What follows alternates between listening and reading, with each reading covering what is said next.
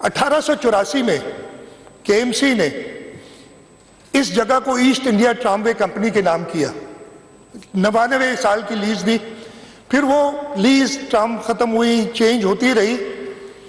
Finally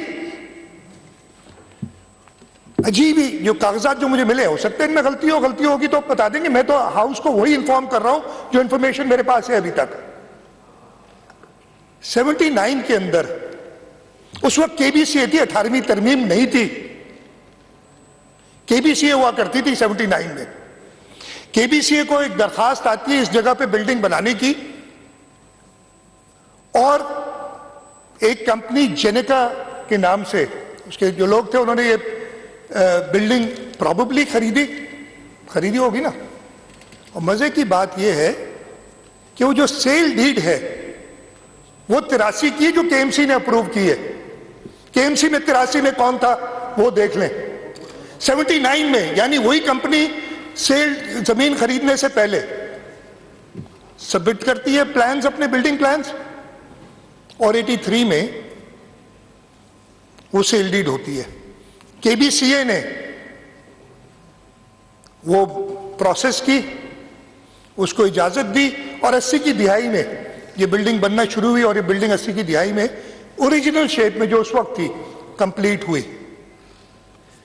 मैंने थोड़ी देर पहले बताया था आपको कि 1884 में ये 99 साल की लीज पे दी गई थी।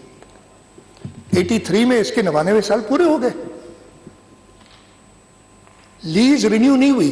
कागजात ये बताते अभी उस वक्त लीज रिन्यू नहीं हुई, और इस लीज को 1991 में, मेरे पास म्यूटेशन मौजूद है, 1991 में इस लीज को रिन्यू किया गया। 8 साल बाद, बिल्डिंग बनने के बाद, बिल्डिंग बन चुकी थी। ये था 18वीं तरमीम से पहले के कारनामे जो मैं बता रहा हूं। 18वीं तरमीम से पहले के वो गंद जो आज तक हम साफ कर रहे हैं। 1991 में ये ऑर्डर है, और बड़ा मजेदार किस्म का ऑर्डर है। मैंने कहा ना क्यों लगे मुझे इतने दिन, बताता हूं आपको। 1991 में 3/11/1991 को ये मेसर्स जेनेका प्राइवेट लिमिटेड की दरखास्त पे कराची मेट्रोपॉलिटन कॉरपोरेशन ने ना सिर्फ उसकी लीज एक्सटेंड की, उसकी म्यूटेशन की, रिन्यूअल ऑफ लीज की, ट्रांसफर किया 8 साल बाद सेल डीड के। और नॉर्मली मेयर साहब से, किसी को पता नहीं, मेयर साहब से मैंने पूछा कि यार ये ऐसा होता है कि, उन्होंने कहा नहीं जी, मैंने तो आज तक कोई लीज खुद अप्रूव नहीं की। इस वक्त जो मेयर है इस पे लिखा है इन परसुएंस, जो भी है आगे नहीं पड़ता, इन pursuance of the decision taken by mayor Karachi on 28/9/1991। कौन था मेयर कराची 28/9/1991, जिसने ये 18वीं तरमीम से पहले मेयर ने ये लीज की। पहले नेमुतुल्लाह थे, फिर फारूक सत्तार थे, आगे भी बताता हूं, आगे भी आएंगे नाम। सुनिए, अभी मुर्तजा वहाब है। यार अब अजीब नाम सबको पता है, फिर भी ये नाम ले लेता हूं भाई। ठीक है जनाब, ये 1991 को उस वक्त के मेयर ने लीज अप्रूव की। मजे की बात, उस वक्त जो पहले 79 में केबीसीए ने अप्रूव किया था, उस वक्त इसमें ग्राउंड और बेसमेंट ग्राउंड और 2 फ्लोर थे। जब ये 1979 की अप्रूव हुई थी, 1998 में इन्होंने दोबारा एक दरखास्त दी। 1998 के अंदर केबीसीए को 18वीं तरमीम अभी नहीं आई थी, या 18वीं तरमीम से पहले का गंद है जो जिसका मैं जिक्र कर रहा हूं, और कहा कि जी छत जो सेकंड फ्लोर से ऊपर पार्किंग थी उसको 1 फ्लोर और दे दे हमें, और हम तीसरे फ्लोर की छत पे अब गाड़ियां खड़ी करेंगे। उसके अलावा और भी इरेगुलरिटीज जो की हुई थी ये उनको मिली, उन्होंने इजाजत ली, फिर 2001 में एक ऑर्डिनेंस आता है, और कई इन्होंने इरेगुलरिटीज की होंगी। 2001 में ऑर्डिनेंस आता है। 2008 में 18वीं तरमीम नहीं थी, 2001 में पीपल्स पार्टी नहीं थी। 2001 में एक ऑर्डिनेंस आता है कि अपने बिल्डिंगों में जो इरेगुलरिटीज हैं उनको आप रेगुलराइज कर दें। उसके तहत यही जिनेका वाले, उन्होंने अपने दुकानों की तादाद बढ़ाई, बेसमेंट में और दुकानें लगाई, और उसको 2003 में रेगुलराइज करते हैं। उस वक्त के मेयर, नाम सबको पता है, मैं नहीं लेना चाहता, वो जो है उन्होंने अप्रूव किया इसको।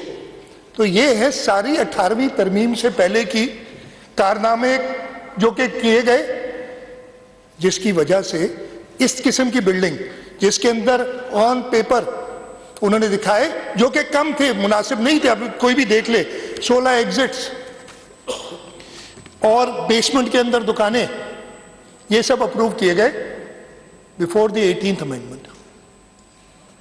ये मैं सिर्फ इसलिए बताना चाह रहा था कि सबको पता चले कि जी जो आज नई, मैंने जैसे कहा ना कि बात एक साने की हो रही है, बात 82 लोगों के, प्रॉबेबली इस वक्त तक तो 67 की बॉडीज है हमारे पास, लेकिन 82 लोगों की हो रही है, उनकी जानों की हो रही है। और उस वक्त ये कहा जाए, नेशनल असेंबली में कहा जाए, फिर इधर बैठ के एक शख्स कहे कि जी 18वीं तरमीम की वजह से ये सब कुछ हुआ है, तो भाई ये किसने बैक डेट्स में, मेयर ने खुद 91 में अप्रूव करता है लीज, 2003 में एक और मेयर इररेगुलर जो इलीगल कंस्ट्रक्शन है उसको अप्रूव करता है। ये कौन कर रहा था? ना पीपल्स पार्टी की गवर्नमेंट थी, ना 18वीं तरमीम थी। तो ऐसे साने को अपने सियासी मकसद के इस्तेमाल के लिए इस्तेमाल करना मेरे ख्याल एक बहुत बड़े जुर्म के बराबर है। हाँ, आप करें क्रिटिसाइज हुकूमत को, हम हैं, हमने कभी नहीं कहा, गलतियां बताएं, हम कहेंगे, लेकिन ऐसी चीज ना करें कि इन लोगों की लाशों पे आप अपना कोई और हिडन एजेंडा शुरू कर दें और उस पर फिर बहस मुबाहिसा शुरू हो जाए। मुझे बताएं तो सही कि 18वीं तरमीम से इधर फर्क क्या पड़ा है, इस चीज में फर्क क्या पड़ा? ये स्पेसिफिक बात कर रहे हैं। पहले भी ये एडमिनिस्टर 18वीं तरमीम से पहले केएमसी करती थी, अभी भी केएमसी करती है। ये सारी बातें जो हुई थी, केएमसी ने उस वक्त जो केबीसीए के अंदर काम किए थे, इसलिए उधर से उठा के हमने एसबीसी में डाला। यस, प्रॉब्लम्स हैं उधर, मैं मानता हूं प्रॉब्लम्स हैं, इनको हम इंशाल्लाह उसके बारे में भी बात करूंगा कि कैसे दुरुस्त किया जाए। मैंने पहले दिन ही, यानी सैटरडे रात को ये वाकया हुआ, मंडे को एक मीटिंग बुलाई थी, एक कमेटी बना ली थी, और उस कमेटी को मैंने कहा कि इन्वेस्टिगेट करें। वो इन्वेस्टिगेशन इनिशियल रिपोर्ट आई है, उसमें काफ़ी चीज़ें मैं वो डिटेल इधर नहीं बताना चाहूँगा अभी, इसलिए कि एफआईआर होनी है, उसकी बेसिस पे एफआईआर होगी। जो भी इसके लिए रिस्पॉन्सिबल है उसको सज़ा मिलेगी, और जहाँ पे भी हुकूमती इदारों की गफलत है उनको भी सज़ा मिलेगी। कोई अपनी सज़ा से नहीं बचेगा, इंक्लूडिंग मी, अगर मेरी कोई गफलत है आइडेंटिफाई होती है। तो ये चीज समझना, ऐसे साने को के इमीडिएटली क्यों नहीं कर दिया, उसी वक्त क्यों नहीं आ गए जो उसी वक्त आए। मैं फिर रिपीट करता हूं, फोन पे कहा गया, वो रिकॉर्ड है, कि मेहरबानी करके यहां पे लोग वैसे ही जमा हैं, हमें मुश्किल हो रही है, यहां पे गाड़ियां फायर ब्रिगेड आने में मुश्किल हो रही है, ना आया जाए इस वक्त।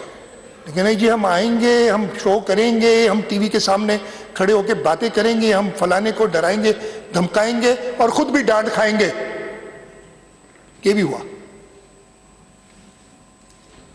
ये सब चीजें, इट वॉज़न्ट अ टीवी शो कि टीवी पे आने के लिए मैं खड़ा हो जाऊं उधर। ये कोई, हर इदारा मेरे हिसाब से अपना काम, हाँ गफलतें हैं, कोताहियां हैं, हमारे पास रिसोर्सेस की कमी है, उनको हमने एड्रेस करना है और इंशाल्लाह ताला करेंगे ताकि ऐसे वाकयात ना हो। मैं दो और चीज़ों पे, जैसे मैंने कहा मैं बाकी डिटेल्स के कौन सी गाड़ी किस वक्त आई वो सारी डिटेल्स है, लेकिन वो बता के नहीं करना चाहता, फिर कहेंगे नहीं फलानी 10:24 पे नहीं आई, 10:26 पे आई थी, नहीं 10:30 में मैं था, कोई नहीं पता था यार आप कि कोई नहीं आया था, मुझे फलाने ने कहा कि कोई नहीं आया था। ये बातें मैं नहीं करना चाह रहा। ये भले जो इंक्वायरी होगी, जो FIR होगी, उसमें सारी बातें क्लियर होनी चाहिए जिस बंदे ने करना चाहिए। हुकूमत की तरफ से पहले दिन ही, जैसे मैंने बताया, मैंने ये हमारा पहले भी, ये जैसे मैंने कहा पहला वाकया नहीं था हमारे दौरे हुकूमत में। ये पीपल्स पार्टी जब 2018 से आई है, कराची में 3 बड़े ऐसे वाकयात हुए हैं, बोल्टन मार्केट का, टिम्बर मार्केट का और कोऑपरेटिव मार्केट का। इन तीनों में, पहली वाले में मैं ज़रूर जिक्र करूंगा कि सदर आसिफ अली जरदारी उस वक्त प्रेसिडेंट ऑफ पाकिस्तान थे। उन्होंने वफाक की तरफ से